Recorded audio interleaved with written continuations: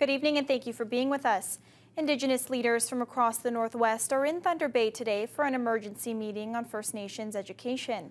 With just 8 weeks to go until the start of a new school year, some communities are now saying they want their children to attend schools outside of Thunder Bay.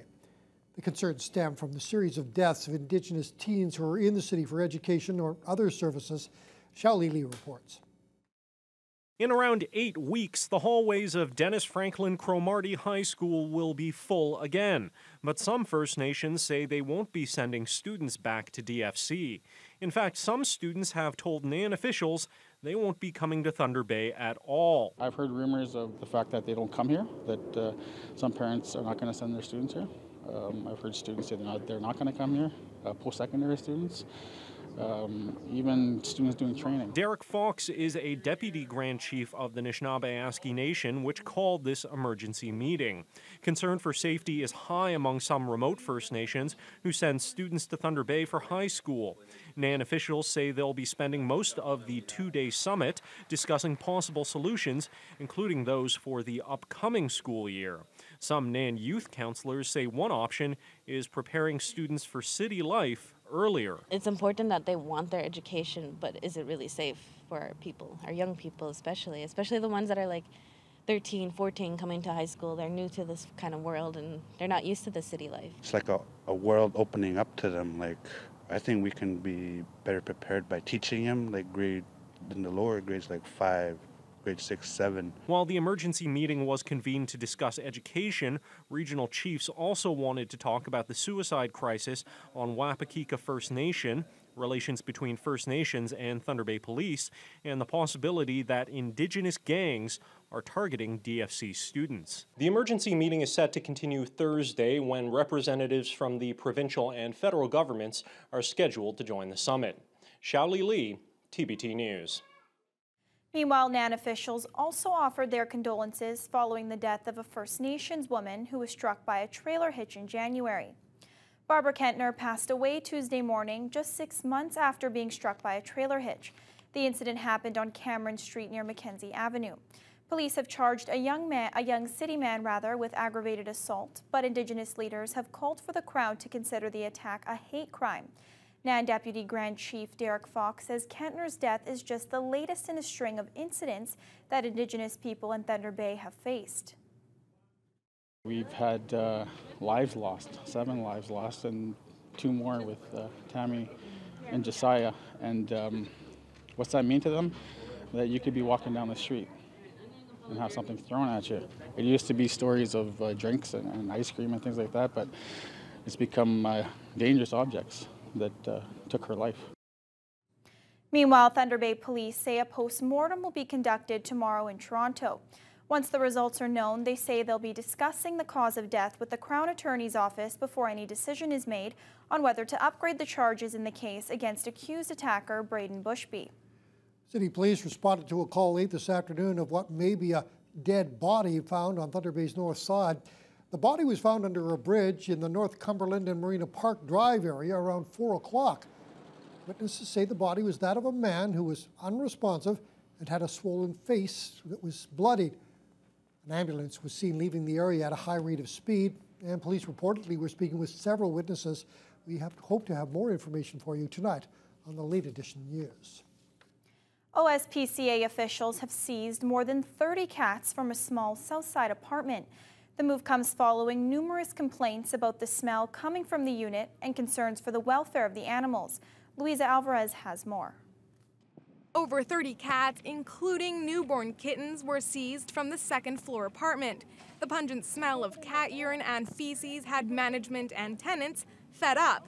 Going upstairs to my apartment, I'm almost puking just in the staircase because of the smell being so bad. The fire department had previously been called to the apartment for an ammonia leak scare. They conducted an investigation into the smell, which was due to the large number of cats and unsanitary conditions. But legally being able to remove the animals from the residence has not been easy. We called the health units, we called animal control, but everybody seems to have their hands tied because of some laws. What about the animals? Don't they have rights? Like, that's cruelty to them, to be living through something like this. The OSPCA was able to obtain a warrant and legally take the cats into their care. In Thunder Bay, there is no bylaw restricting the number of animals a person can own. OSPCA agent Camille Bitsbitsky says sadly these types of cases are not uncommon, especially in municipalities where no bylaw exists. Thunder Bay needs to get something in order for having a restriction on how many animals can be in a house or an apartment, because right now there isn't one. So like in a situation like this, there's nothing wrong with someone having 30 cats in an apartment, right? As long as the conditions are sanitary and they're well taken care of, there's no issues, right? The cats and kittens are now under the care of the Humane Society, where they'll be assessed by a vet to make a determination on their health and see whether or not they can later be adopted. The OSPCA is in charge of the investigation and will determine if charges are to be recommended. Also, neighbors speculate that the woman would often pick up street cats, so anyone missing their cat should call into the Humane Society or the OSPCA Provincial Dispatch. Louise Alvarez, TVT News. Thunder Bay police say a 30-year-old woman who went missing on Friday has now been found. Christina Stone was safely located earlier today. Meanwhile, the search continues for another city woman. 52-year-old Gail Tuplin was last seen Wednesday in the area of Syndicate and Arthur Street. Anyone with information on her whereabouts is being asked to contact city police.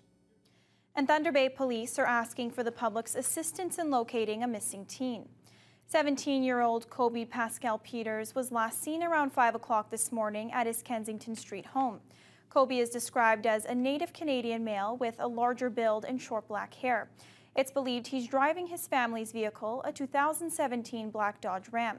Anyone with information on the whereabouts of Kobe Pascal Peters is asked to contact city police. After several accidents, city officials are taking steps to try and slow down traffic along a route laid out for a north side detour. That detour was made necessary because of the $2.3 million High Street wall rebuild. In addition to these signs, traffic officers have ramped up enforcement following numerous complaints about unsafe driving. City of Thunder Bay project engineer Mike Vogrig says drivers should pay particular attention when going down these residential streets. So what we wanted to do with the increased traffic going through there is just a reminder to motorists who are using that detour to kind of keep their speeds down and be aware that, you know, it's a residential neighborhood that they're traveling through, and there's children playing. That section of High Street will remain closed until the project's completion in October of this year. The Canadian Lakehead exhibition will be celebrating its 127th anniversary this year, and organizers are promising several new additions this time around to go along with several favorite attractions that fairgoers have enjoyed for years. Molly Fromer has a rundown on what you can expect to see. In August, the Canadian Lakehead exhibition will be celebrating the 127th anniversary of this family favorite. CLE President Al Law says the layout will be the same as previous years. However, they do have some new and improved rides and exhibits for people of all ages. As well, a petting zoo, pony rides, and a reptile zoo will be set up inside the Heritage Building this year. There's going to be 4 different rides coming to Thunder Bay that haven't been here before. I realized 3 of them are for the kids midway, not 2. 1 is for the adults, and it's Force 10. Should be quite interesting, quite popular with the youth. Then moving on to Kids World, there's a whole variety of kids things to do there. Inflatables, face painting, hourly entertainment, and it's very popular with the kids. And we have a fish pond, and we have a whole lot of little toys that the kids can enjoy. Over 1,000 exhibits, between 12 and 15 demonstrations, and new food vendors are scheduled to be part of this year's event. An average of 62,000 guests usually attend this 5-day fair. Weather permitting, Law hopes to hit that total again this year. With this being the 127th anniversary, Fair Chair Basil Litchwitt says there are several reasons the attraction continues to be such a success. We still have a midway. We still have some of the components of an agricultural where the kids can go to the petting zoo and everything else there. It's important because, you know, it's something that our fathers brought us, and our parents and whoever. It was always fun to do as a kid, and you got the wow and the fun of the midway rides, and also our displays. The annual family fair will be held from August 9th to the 13th here at the Coliseum grounds. You can purchase your ticket at any Metro store. Molly Fromer, TPT News.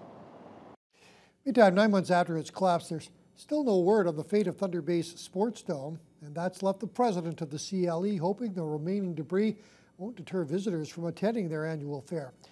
Al Law says a cleanup of the site is unfortunately out of the CLE's control. The large artificially turfed Coliseum, which was used by a number of soccer organizations, came down during a storm last November. Now, for safety reasons, the parking area around the site will be fenced off during the upcoming CLE fair. We wanted it cleaned up. This is November 18th this went down, and here we are still dealing with an eyesore. So it bothers us. So we're hopefully that it'll be secure, and then from there is the police we have on grounds and security.